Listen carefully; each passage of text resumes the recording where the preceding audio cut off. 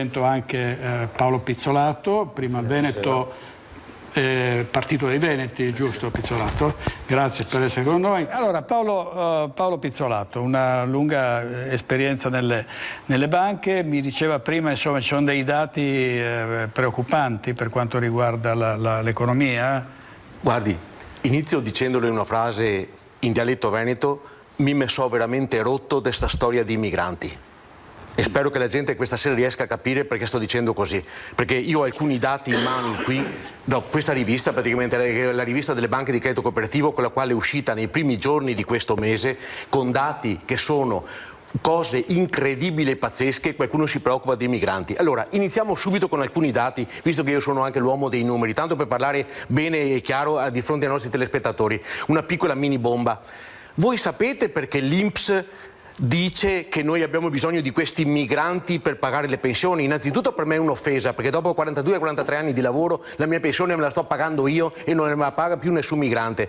L'INPS ha un piccolo buco, tanto perché lo sappiate, determinato tanti anni fa, era abbastanza regolare, bastava solamente con gli interessi pagare i dipendenti, eccetera, eccetera. Poi a un certo punto c'è stato l'INPS, dopo che ha fatto un buco grande come una casa, l'INPS se l'è portato a casa. Ma uno dei buchi che in questo momento ha l'INPS, un buchetto grande che sta allargando sempre di più, sono quei famosi 500 euro al mese che tanti anni fa sono stati determinati dal governo Renzi per dare a tutti i migranti che vengono qui in Italia e alle famiglie dei migranti, che poi con lo strano giro solito li rimandano a casa, dove si è verificato un buco e noi abbiamo bisogno di persone che lavorino di più per pagare l'INPS, cose che prima non accadevano perché noi i nostri soldi, onestamente, da buoni veneti, da buoni italiani, per carità di Dio, ce li siamo sempre versati. Per cui io del migrante che mi mantenga la mia pensione non ho assolutamente bisogno, e lo dico incazzatissimo questa sera, anche se siamo una fascia oraria che forse lascia un po' a desiderare, perché è una vera e propria cretinata quello che si sta dicendo. Poi secondo me l'area di Roma a tanta gente secondo me fa male. A Letta sicuramente essere tornato a Roma fa sicuramente male, perché dire che noi abbiamo bisogno di migranti, allora 45% in più dall'inizio del Covid di italiani e di veneti che si sono rivolti alla Caritas, non di migranti. 45% in più di veneti e di italiani rivolti alla Caritas per la prima volta. Sapete cosa vuol dire? Vuol dire una persona ogni 4 che è andata sotto la soglia di povertà. 12 milioni di famiglie nel nostro paese che sono andate sotto la soglia di povertà.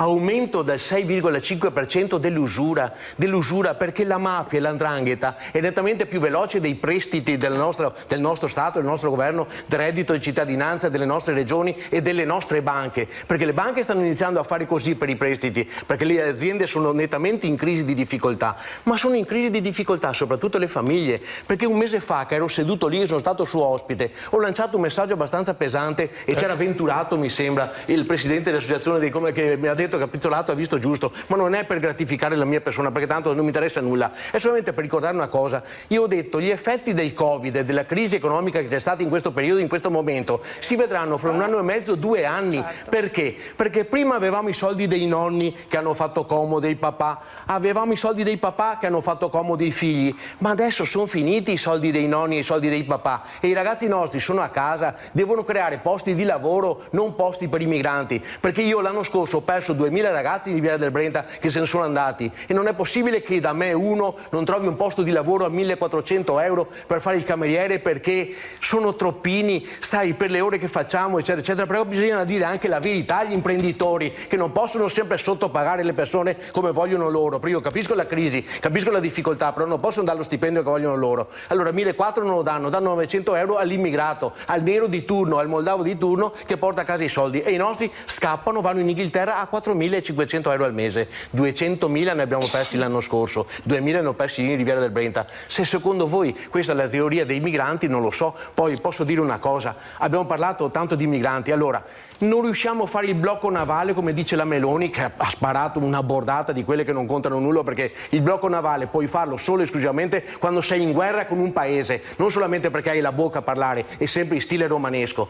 Non puoi fermare le navi perché abbiamo quelli cariati di delle delle ONG che sono lì che navigano per il Mediterraneo. Rachele è figlia di un industriale tedesco ricchissimo che per far divertire la propria figlia non mandandola a lavorare gli ha regalato questa nave dove lei fa il giretto di qua e di là a salvare queste vite umane, dice lei. Poi diciamo che forse sarebbe bene spiegare alla gente cosa si porta a casa questa signorina qui, altro che fare la bella velina.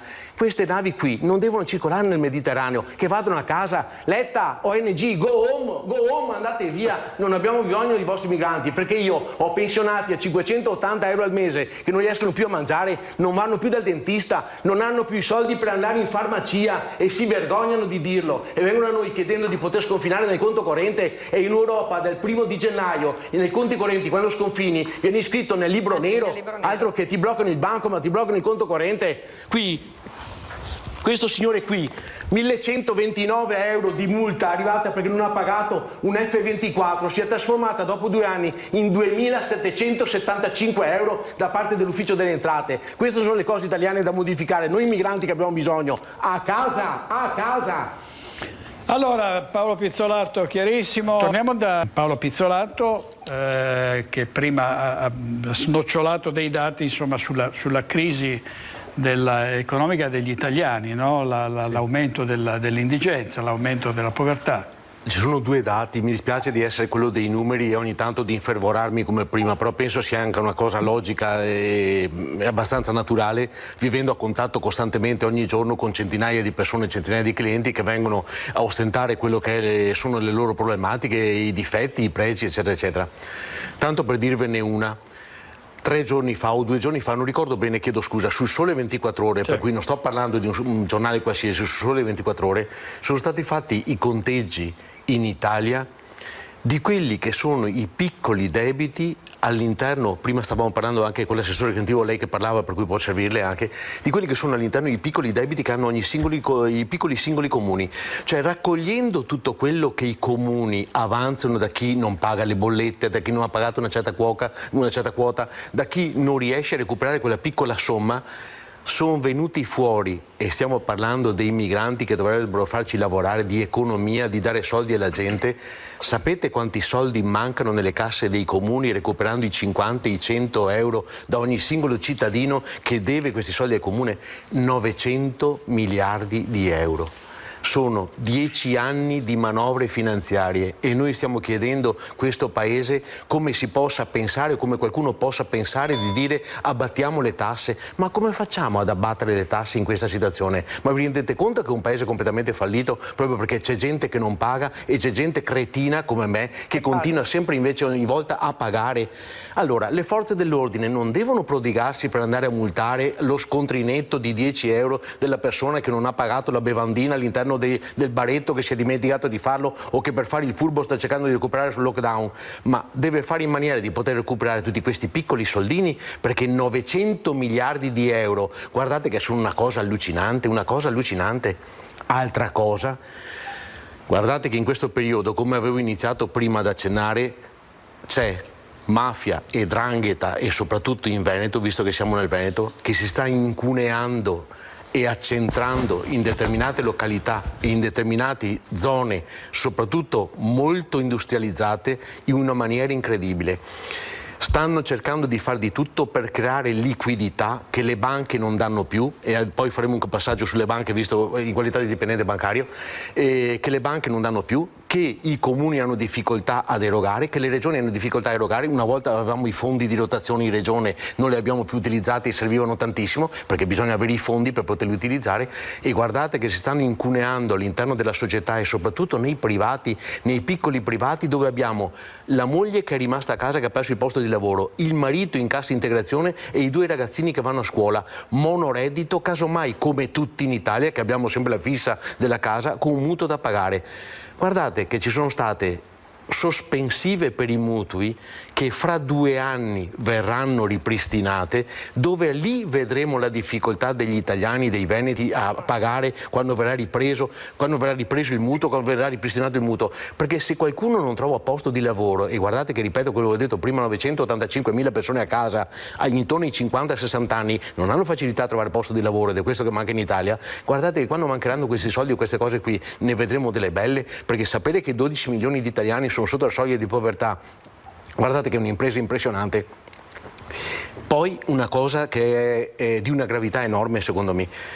In questo periodo dove cercavamo, oppure secondo me si doveva dare una mano alla gente, cercare di diventare un qualcosa, andare molto piano, ho visto aumentare i costi di bollette, lockdown alla faccia, aumentare i costi delle autostrade, lockdown alla faccia, avere gente, danza insieme, me lo confermi per cortesia, se per caso voi avete ricevuto qualche contributo? Ancora le scuole... Ancora state aspettando? No, addirittura i collaboratori devono ancora ricevere i soldi di aprile. E non so come si faccia a capire con il fatturato delle aziende poter erogare qualche soldo quando bastava solamente prendere e per un anno o due non far pagare decisamente nessuna tassa durante i cittadini e poi riprendere costantemente un po' alla volta.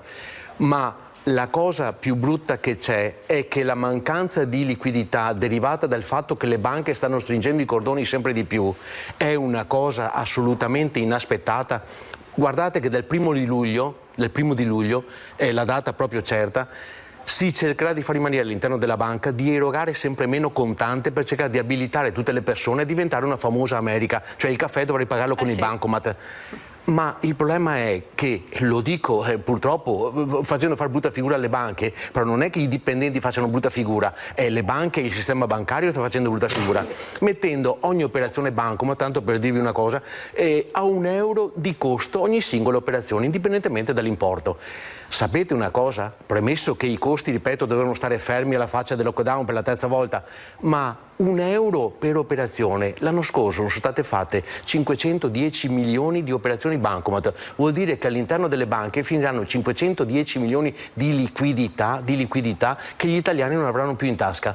Se ognuno di noi perde €1, perché non devo portarne a casa 10 da parte del governo? È quello il problema. Cioè stiamo cercando di fare in maniera, ci corriamo dietro, sempre dietro e non ci sono mai i soldi in Italia. Questo è un paese che è talmente deficitario che qualcuno dovrebbe stare zitto qualche volta a Roma, non dire che bisogna abbattere le tasse, perché è un paese che vive di tasse, è un paese che se non ha le tasse o se non paghi le tasse diventa un colabrodo ed è quello il problema. E noi stiamo sempre finanziando le attività dei cinesi cercando di negare le attività ai nostri italiani e ai nostri veneti.